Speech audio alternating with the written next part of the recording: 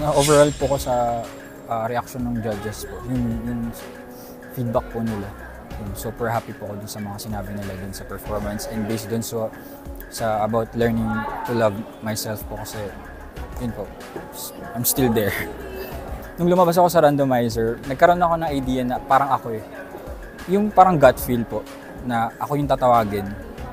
Pero nalungkot lang ako kasi ako yung mamimili ng kakalabanin ko na there's a chance na ma-change ko yung life ng taong yun sa competition na to. Yun lang po yung parang sad siya para sa akin. Pinili ko sila kasi 3 lang po kasi kaming lalaki. So if I would choose one, isa na lang matitira. O 2 ganun. So yun po.